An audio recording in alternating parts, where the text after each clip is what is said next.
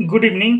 देखिए, जो एमटीएस का एग्ज़ाम है अगले साल जनवरी में, उसका वैकेंसी आने वाला है। और जो जीडीएस हैं वो जिनका 3 साल हो गया है वो इस साल ज़रूर भरेंगे। और इसमें जीडीएस से एमटीएस का जो एग्ज़ाम होता है उसमें कैसा पेपर आता है, कैसा किस किस सेक्शन से कितना कितने नंबर का आता है, ये मैं एक वीडियो बना चुका हूँ, वो आप देख लीजिएगा। उसी का एक पार्ट है। इसमें देखिए पेपर 1 में क्या होता है, product and service, mail, banking and remittances. तो बैंकिंग वाला है, ये सिलेबस है, बताए हम, वीडियो है, जाकर देख लीजिएगा। इस सिलेबस में बैंकिंग है, इसका ज़्यादा से ज़्यादा क्वेश्चन आता है इसी में से, क्योंकि आप बैंकिंग से ही मतलब पोस्ट ऑफिस का जो भी काम होता है अधिकतर इस समय बैंकिंग वाला ही हो गया है। तो प्रोडक्ट एंड सर्विस में बैंकिंग आता है, ये इसमें से प्रोडक्ट एंड सर्विस में से लगभग 8 से 10 नंबर का क्वेश्चन आता है, ठीक है। और इसमें प्रोडक्ट एंड सर्विस में देखिए क्या क्या चीज़ आता है। मेल्स आएगा, वही कि हम लेटर कैसे भेजते हैं, लेटर में स्पीड पोस्ट क्या होता है, रजिस्ट्री क्या होता है, इस सब के बारे में, किसका वेट इतना है कि किसको कितने दिन तक रख सकते हैं, ये पूरा इसके पढ़ेंगे। इस सिलेबस में आता है, क्वेश्चन भी आता है इससे। बैंकिंग से यही जो हम लोग जो बीपीएम जो काम करता है उससे रिलेटेड ये काम है, और ये पोस्टमैन वाला काम है। तो ये बैंकिंग के बारे में भी नॉलेज होना चाहिए। जो जीडीएस बीपीएम है और जो ए बीपीएम है सबका आएगा क्वेश्चन, सबका सेम ही आएगा, ठीक है। तो बैंकिंग में क्या क्या होता है, जो खाता खोलते हैं, जो बैंकिंग का जो हम लोग काम करते हैं, आईपीपीबी का, सेविंग का, एनएससी, केवीपी, ये सब उसके बारे में पूछेगा। रेमिटेंस में क्या आता है, इसका भी मतलब हर चीज़ पढ़ना है हमको। इंश्योरेंस में बीमा उमा के बारे में हमें बताना है, जो हम पीएलआई, आरपीएलआई, चाइल्ड पॉलिसी, ये सब लेते हैं, इस सब के बारे में भी पढ़ना है।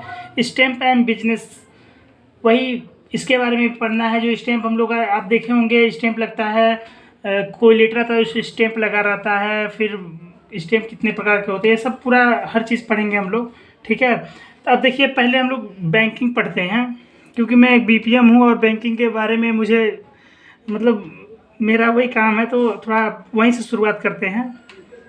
देखिए बैंकिंग में क्या है, बैंकिंग में आपका कितने तरह के खाते होते हैं इसके बारे में पढ़ेंगे हम लोग।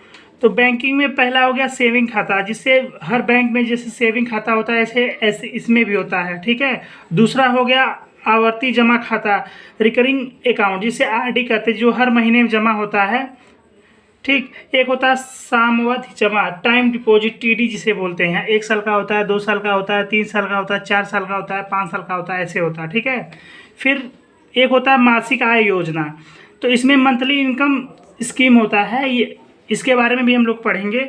फिर वरिष्ठ नागरिक योजना है, सीनियर सिटीजन सेविंग स्कीम, उसके बारे में भी पढ़ेंगे। और लोक भविष्य निधि, पीपीएफ जिसको बोलते हैं, पब्लिक प्रोविडेंस फंड। और एक होता है राष्ट्रीय बचत पत्र, जिसे नेशनल सेविंग सर्टिफिकेट बोलते हैं, ठीक है। और एक होता है किसान विकास पत्र, जो 2 गुना वाला, तो आप लोग बहुत लोग होंगे जो जानते होंगे पोस्ट ऑफिस में 2 गुना होता है पैसा, 1 लाख का 2 लाख, तो ये किसान विकास पत्र, इसके बारे में भी पढ़ेंगे। और सुकन्या समृद्धि योजना, जो बच्चों के शादी पे जो पैसा मिलता है, इसमें पैसा जमा करें, इसके बारे में भी हम लोग पढ़ेंगे बढ़िया से। तो सबसे पहले हम लोग एक एक करके, इसमें से 9 है सिलेबस में अपने, तो 9 में से सब जानेंगे हम लोग। बचत खाता, ये पूरा 9 के ऊपर हम वीडियो बनाएंगे, पढ़ेंगे, ठीक है। अब सेविंग अकाउंट के बारे में हम लोग देखा जाए। देखिए सेविंग अकाउंट वही अकाउंट होता है जैसे हर बैंक में खाता खुलता है, जमा निकासी वाला, ठीक में। तो इसमें पोस्ट ऑफिस में क्या होता है, मिनिमम आप 500 से लेके आप खाता खोल सकते हैं। कम से कम 500 रुपया आपके पास होना चाहिए, वो भी आपको कैश देना है। जो भी बीपीएम है, पोस्ट मास्टर हैं, या फिर जहां आप खाता खुलवाने जा रहे हैं वहां आपको कैश देना पड़ेगा। 500 रुपये से खाता खुलता है, ठीक है। मिनिमम 500 रुपये से ओपन होता है, ठीक है। और इसमें न्यूनतम बैलेंस भी 500 होना चाहिए, मैक्सिमम कितना भी रख सकते हैं, लेकिन न्यूनतम 500 रुपया होना ही चाहिए, नहीं तो ये खाता क्या होता है उसके आगे हम डिस्कस करेंगे, ठीक है। और फिर इसमें क्या होता है, वार्षिक ब्याज आपको 4% मिलता है, ठीक है। वार्षिक ब्याज इसमें 4% मिलता है। और इसमें क्या करते हैं, न्यूनतम निकासी जो विड्रॉल है वो 50 रुपये है और न्यूनतम जमा 10 रुपया हो सकता है। जैसे मान लीजिए आप खाता खुलवा लिए सेविंग में, तो उसमें से आप मिनिमम 50 रुपया निकाल सकते हैं। आप सोचिए कि आप 10 रुपया निकालें तो 10 रुपया नहीं निकलेगा, 50 रुपया मिनिमम निकलेगा। उसके बाद आप 100 रुपये भी निकाल सकते हैं, 150, 200, 300, 400, 10,000, जितना मर्जी निकाल सकते हैं, ठीक है।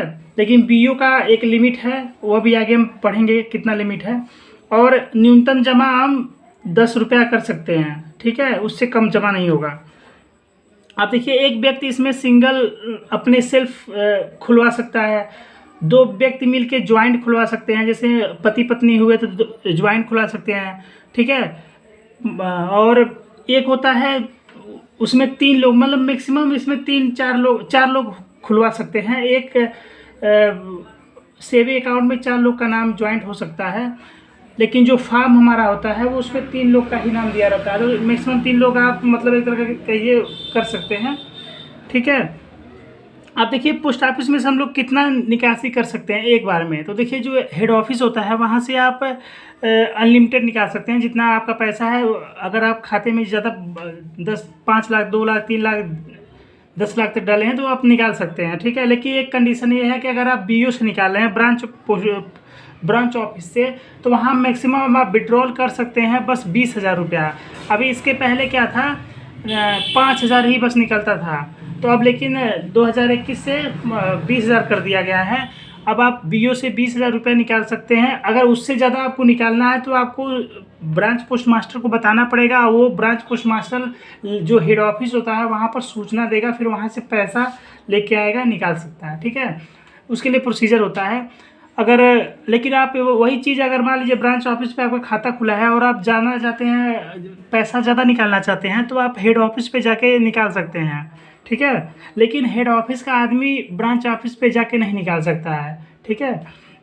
आप देखिए, अधिकतम निकासी अनलिमिटेड कर सकते हैं हेड ऑफिस पे, और बीओ पे 20,000। और देखिए कितना जमा कर सकते हैं। मान लीजिए बीओ पे आपका छोटा पोस्ट ऑफिस पे खाता खुला है, तो वहाँ पर आप मैक्सिमम 50,000 ही जमा कर सकते हैं, उससे ज़्यादा नहीं जमा होगा। अगर ज़्यादा जमा करना है तो आपको हेड ऑफिस पे जाना पड़ेगा, ठीक है।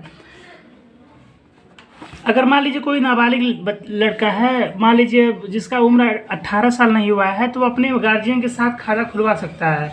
और मान लीजिए कोई आदमी है, उसका माइंड सही नहीं है, मतलब थोड़ा मंदबुद्धि टाइप का है, तो वो भी खाता खुलवा सकता है अपने गार्जियन के साथ, ठीक है। उसी को असत्य मन बोलते हैं। अब देखिए, मान लीजिए ज्वाइंट खाता है, तो उसमें मान लीजिए 2 लोग का नाम पड़ा है, तो अगर एक आदमी की मृत्यु हो जाती है तो क्या होता है, जो बचा हुआ आदमी होता है वही उस खाते का मालिक हो जाता है। और मान लीजिए वो आदमी का सिंगल खाता भी चलता है, मतलब एक सिंगल खुलवाया है और एक ज्वाइंट खुलवाया था। तो मान लीजिए ज्वाइंट में जो एक आदमी मर गया तो उसका 2 खाता होगा, एक ज्वाइंट वाला होगा, एक सिंगल वाला। तो सिंगल वाला तो क्या होगा, उसको ज्वाइंट वाला को बंद करना पड़ेगा, ठीक है। पैसा आप निकाल लीजिएगा उसमें से, मतलब जो आदमी जिंदा है वो पूरा पैसा निकाल के फिर जो सिंगल वाला है उसको चलाएगा। सेकंड जो संयुक्त वाला खुला है ज्वाइंट वाला, उसको बंद करना पड़ेगा, ठीक है। अब देखिए क्या होगा। अब देखिए, खाता खोलते समय नॉमिनी का नाम डालना अनिवार्य होता है। नॉमिनी का नाम मतलब खाता में अगर मान लीजिए कुछ जो खाता धारक उसको अनहोनी हो जाए, मृत्यु हो जाए, तो उसके पश्चात उसके नॉमिनी को वो पैसा मिल जाए, ठीक है। अब नॉमिनी में अधिकतर 4 लोगों का नाम डाला जा सकता है, लेकिन ये भी एक चीज़ है, उसमें फॉर्म में 3 ही लोग का दिया होता है। मैं फॉर्म में आपको दिखाऊंगा, एक वीडियो पड़ा है वो देख लीजिएगा। फॉर्म में 3 ही लोग का दिया और यहाँ पर बोला है कि 4 मैक्सिमम 4 लोग का नाम डाल सकते हैं, ठीक है। अब देखिए, अगर मान लीजिए कोई नाबालिग है, बालिग हो गया, तो उसको केवाईसी कराना पड़ेगा, ठीक है। अगर क्या होता है, जैसे मान लीजिए ये खाता है, यहाँ पर लिखा ना, अगर 500 से कम होता है, जैसे मान लीजिए आपके खाते में, सेविंग खाते में 500 से कम रुपए, मान लीजिए 450 रुपया है, 499 रुपया है, तो क्या हो जाएगा, वो 1 वर्ष में अगर आप कुछ जमा नहीं करेंगे उसमें, तो उसमें क्या होता है, 100 रुपया फ़ाइन लगता है। तो आपके खाते से 100 रुपये का फ़ाइन कटता जाएगा। और क्या होगा, वो काटते काटते अगर मान लीजिए आप 4 साल के लिए छोड़ दिए, तो 400 रुपया आपका कट जाएगा। और फिर क्या होगा उसमें खाता बंद हो जाएगा, अपने आप वो बंद मान लिया जाएगा, ठीक है। अब देखिए ब्याज की गणना कैसे होता है। जैसे मान लीजिए आप अपने खाते में पैसा जमा किए हैं तो उस पर कितना ब्याज मिलेगा, ये कैसे कैलकुलेट होता है, क्योंकि एनुअली इस पर 4% मिलता है।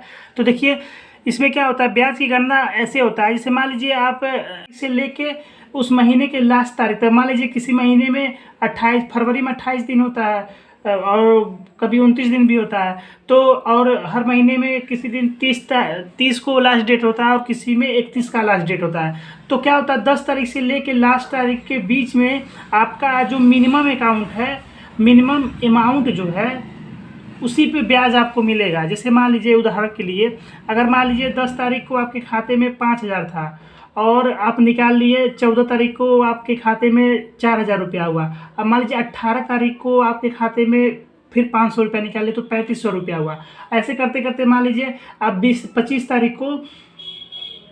तारीख को आप मान लीजिए 20,000 और डाल दिए और आप सोचे, अब मान लीजिए 31 तारीख को कंप्लीट हो गया। अब आप सोचेंगे कि मेरा ब्याज जो मिलेगा वो कैसे मिलेगा। तो उस पर क्या होता है, आपको उस 10 तारीख से लेके 31 तारीख के बीच में जो सबसे कम अमाउंट होता है, तो उस सबसे कम अमाउंट जो मैं एग्जांपल दिया हूँ उसमें 3500 है मान लीजिए, तो उसी पे ब्याज मिलेगा। 3500 पे ही ब्याज मिलेगा आपको जो मैक्सिमम है उस पर नहीं मिलता है, ठीक है।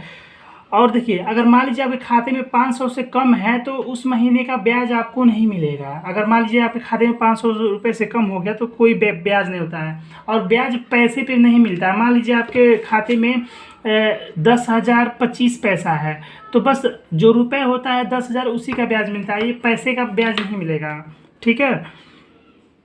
अब देखिए जो ब्याज होता है हर वित्तीय वर्ष के लास्ट, जो वित्तीय वर्ष जैसे ख़त्म होता है उसी, तो अधिकतर क्या होता है जो ख़त्म होता है 31 मार्च को ही ख़त्म होता है। तो 31 मार्च को आपके अकाउंट में ऑटोमेटिक ब्याज जमा कर दिया जाएगा सरकार के, मतलब पोस्ट ऑफिस के द्वारा, ठीक है।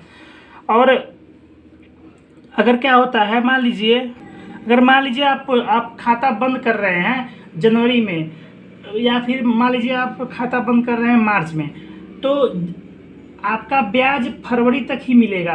मार्च में आप किसी भी तारीख को आप जैसे जमा कर, मतलब खाता बंद करेंगे तो मार्च का ब्याज नहीं मिलेगा आपको फरवरी तक ही मिलेगा, ठीक है।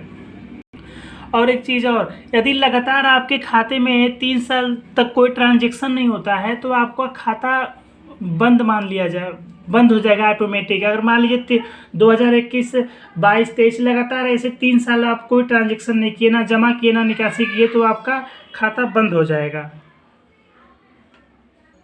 एसबी अकाउंट में मोबाइल बैंकिंग और नेट बैंकिंग फैसिलिटी भी अवेलेबल है। यहाँ एटीएम भी मिलता है, लेकिन अभी हम जहाँ रहते हैं महाराजगंज हेड ऑफिस में, यहाँ पर अभी ऐसा कोई नहीं मिला जो नेट बैंकिंग और मोबाइल बैंकिंग चलाता हो, क्योंकि यहाँ पर मतलब कहने को है कि एटीएम मिलता है, लेकिन एटीएम अब पता नहीं अदर शहरों में, जैसे बड़े जो शहर हैं वहाँ पर मिलता है कि नहीं, लेकिन मेरे महाराजगंज में अभी ऐसा कुछ सुविधा नहीं है। लेकिन ये इसका सुविधा है, मोबाइल बैंकिंग और नेट बैंकिंग का सुविधा है यहाँ। और ये एसबी अकाउंट जो होता है ये आप एक आईपीपीबी खाता होता है, Indian post payment bank card वाला।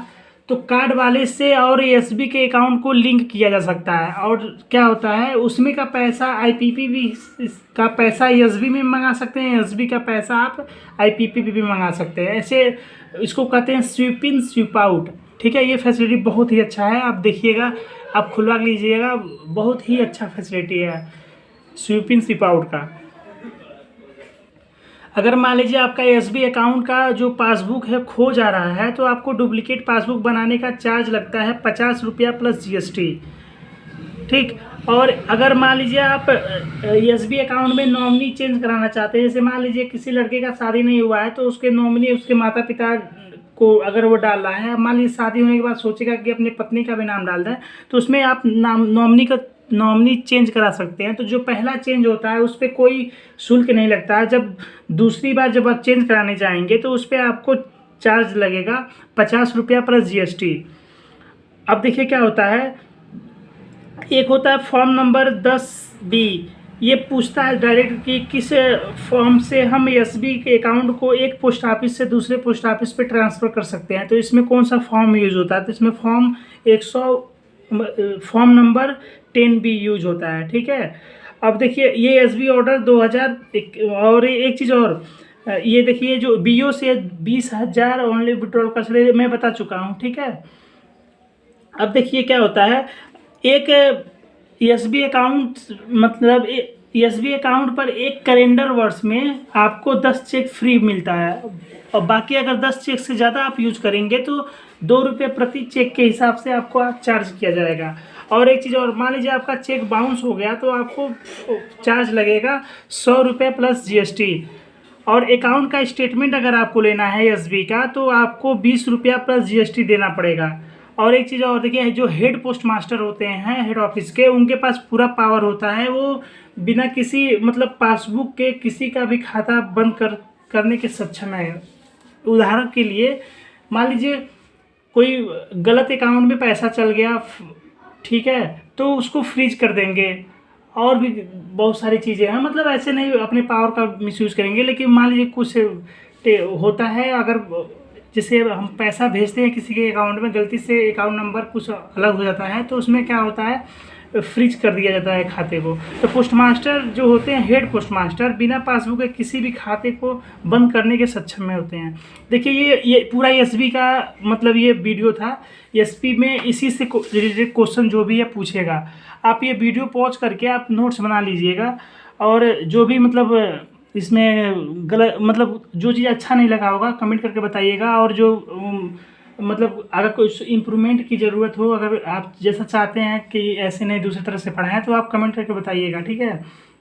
इसी में से ये 24 पॉइंट हैं, यही एक बड़ा टॉपिक था SB का। बाकी जो RD वाला है और मिस वाला है, PPF, ये बहुत छोटे छोटे 10-10 लाइन के हैं, तो वो आसानी से याद हो जाए। इसमें थोड़ा SB वाला थोड़ा लंबा पड़ गया था, 24 पॉइंट हैं इसमें। तो इसको आप वीडियो पॉज के नोट्स बना लीजिएगा, और कुछ गलत सही होगा तो कमेंट करके बताइएगा। मिलते हैं अगले वीडियो में, तब तक के लिए बाय। और ये एक चीज़, हाँ, ये सबके लिए ज़रूरी है, ये नहीं है कि जो MTS का एग्ज़ाम देने जाएगा उसी के लिए। ये MTS, पोस्टमैन और जो पोस्टल असिस्टेंट का एग्ज़ाम भी देने जाएगा, सबके लिए सब चीज़ इसी में से पूछता है, ठीक है। मिलते हैं अगले वीडियो, तब तक के लिए बाय।